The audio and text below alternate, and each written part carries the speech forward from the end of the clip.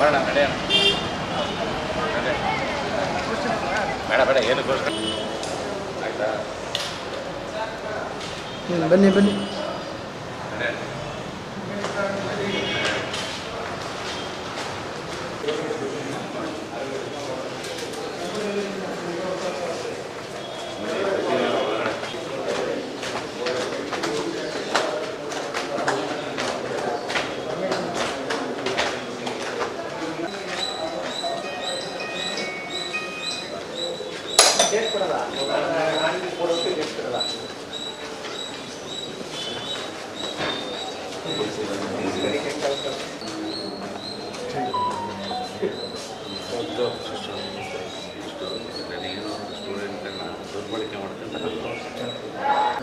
D ಶಿಕ್ಷಣ ಇಲಾಖೆ ಶಿಕ್ಷಣ ಇಲಾಖೆ ಫುಲ್ಲು ಅವ್ರಿಗೆ ಸಪೋರ್ಟ್ ಮಾಡಿದ್ದಾರೆ.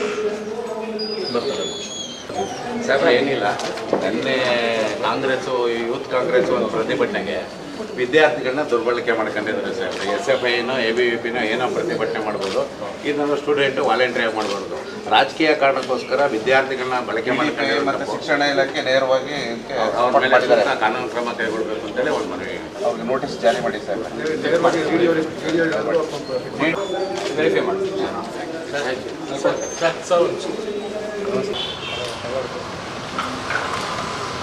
ಅಲ್ಲೇ ರೀ ಇರೋ ನಿಮಿಷ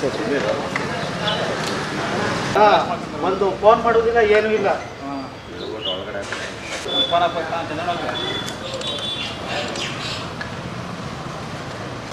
ಅಲ್ಲ ಮಂಜಾನೆ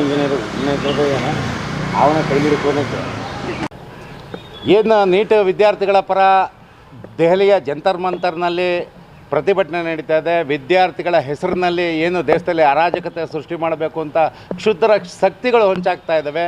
ಅದಕ್ಕೆ ಪೂರಕಂದಂತೆ ಮಂಡ್ಯ ಶಾಸಕರು ಏನು ಯುವ ಕಾಂಗ್ರೆಸ್ ಹೆಸರಿನ ನೇತೃತ್ವದಲ್ಲಿ ನಿನ್ನೆ ಒಂದು ಪ್ರತಿಭಟನೆಯನ್ನು ನಡೆಸ್ತಾರೆ. ಆ ಪ್ರತಿಭಟನೆಯಲ್ಲಿ ಶಾಲಾ ಕಾಲೇಜು ವಿದ್ಯಾರ್ಥಿಗಳು, ಯಾಕೆಂದರೆ ABVP ಆಗಿರ್ಬೋದು ಇಲ್ಲ SFI ಆಗಿರ್ಬೋದು, ಅವರು ವಾಲಂಟ್ರಿಯಾಗಿ ಯಾವುದಾರ ಸ್ಟೂಡೆಂಟ್ ಸಮಸ್ಯೆಗಳ ಇಟ್ಕೊಂಡು ಬೀದಿಗಿಳಿದ್ರೆ ಅದೊಂದು ಹೋರಾಟ ಅನಿಸ್ಬೋದು. ಆದರೆ ರಾಜಕೀಯ ಕಾರಣಕ್ಕಾಗಿ ಅಧಿಕಾರಿಗಳ ಮೇಲೆ ಒತ್ತಡ ಹೇರಿ ಅವ್ರನ್ನ ಪ್ರತಿಭಟನೆಯಲ್ಲಿ ಪಾಲ್ಗೊಳ್ಳುವಂತೆ ಮಾಡಿರ್ತಕ್ಕಂಥದ್ದು ಮತ್ತು ವಿದ್ಯಾರ್ಥಿಗಳ ಮನಸ್ಸಲ್ಲಿ ಒಂದು ವಿಷಬೀಜ ಬಿತ್ತುವಂಥ ಕೆಲಸವನ್ನು ಮಾಡಿರ್ತಕ್ಕಂಥದ್ದು ಇದು ಅಕ್ಷಮ್ಯ. ಹಾಗಾಗಿ ಇದು ಕಾನೂನು ಬಾಹಿರ ಅಂಥೇಳಿ ಮಂಡ್ಯದ ಶಾಸಕರಾದಂಥ ರವಿಕುಮಾರ್ ಗಣಿಗ ಅವರ ವಿರುದ್ಧ ಜಿಲ್ಲಾಧಿಕಾರಿಗಳಿಗೆ ಒಂದು ದೂರನ್ನು ಕೊಟ್ಟಿದ್ದೀವಿ.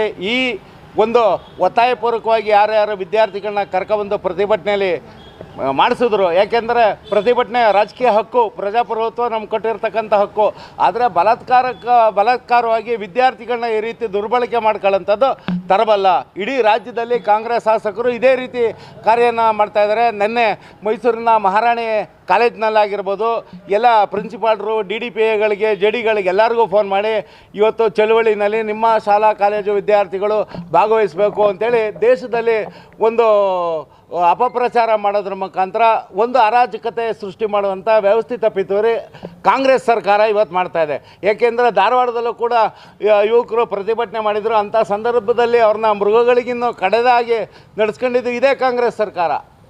ರೈತರುಗಳು ಪ್ರತಿಭಟನೆ ಮಾಡ್ತಿದ್ದಂಥ ಸಂದರ್ಭದಲ್ಲಿ ಅವ್ರಿಗೂ ಬೆತ್ತದ ಏಟನ್ನು ನೀರು ಕೇಳಿದ್ರೆ ಬಾಸುಂಡೆ ಭಾಗ್ಯ ಕೊಟ್ಟಂಥದ್ದು ಇದೇ ಕಾಂಗ್ರೆಸ್ ಸರ್ಕಾರ. ಇವತ್ತು ದೆಹಲಿ ನೀಟ್ ಎಕ್ಸಾಮ್ ಆಗಿದೆ, ನೀಟ್ನಲ್ಲಿ ಅಕ್ರಮ ನಡೆದಿದೆ ಅಂತೇಳಿ ದೇಶವ್ಯಾಪಿ ಚರ್ಚೆ ಆಗ್ತಾಯಿದೆ. ಆ ಚರ್ಚೆ ಆದಂಥ ಸಂದರ್ಭದಲ್ಲಿ 13 ಜನ ಏನು ಆಪಾದನೆಯನ್ನು ಹೊತ್ತಿದ್ರು ಅವ್ರನ್ನ ಬಂಧಿಸಲಾಗಿದೆ. ಯಾವುದೇ ಕಾರಣದಲ್ಲೂ ನಿರ್ದಾಕ್ಷಿಣ್ಯವಾದಂಥ ಕ್ರಮವನ್ನು ನರೇಂದ್ರ ಮೋದಿ ಸರ್ಕಾರ ತಗೊಳುತ್ತೆ.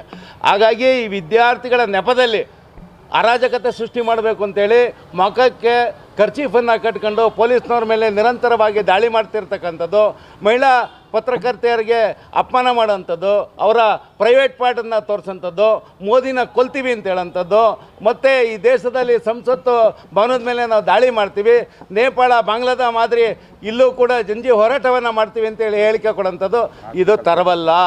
ಹಾಗಾಗಿ ಈ ಒಂದು ವ್ಯವಸ್ಥಿತ ಪಿತೂರಿ ಏನಿದೆ, ಈ ಪಿತೂರಿ ಹಿಂದೆ ಅಂತಾರಾಷ್ಟ್ರೀಯ ಷಡ್ಯಂತ್ರ ಇದೆ. ಇದನ್ನು ದೇಶವ್ಯಾಪಿ ಒಂದು ದುರ್ಬಳಕೆ ಮಾಡಿಕೊಂಡು ವಿದ್ಯಾರ್ಥಿಗಳ ಮನಸ್ಸಿನಲ್ಲಿ ಬೀಜ ಬಿತ್ತುವಂಥ ಕೆಲಸವನ್ನು ಕಾಂಗ್ರೆಸ್ ಮಾಡ್ತಾಯಿದೆ. ಹಾಗಾಗಿ ಇವತ್ತು ಜಿಲ್ಲಾಧಿಕಾರಿಗಳಿಗೆ ಒಂದು ನಮ್ಮ ಮಂಡ್ಯ ಶಾಸಕರ ನಡೆ ಏನಿತ್ತು ಅದೇ ರೀತಿ ಎಲ್ಲ ಶಾಸಕರ ನಡೆ ಇದೆ. ಅವ್ರ ನಡೆಯನ್ನು ಖಂಡಿಸಿ ಜಿಲ್ಲಾಧಿಕಾರಿಗಳಿಗೆ ಮನವಿಯನ್ನು ದೂರನ್ನು ಕೊಟ್ಟಿದ್ದೀವಿ.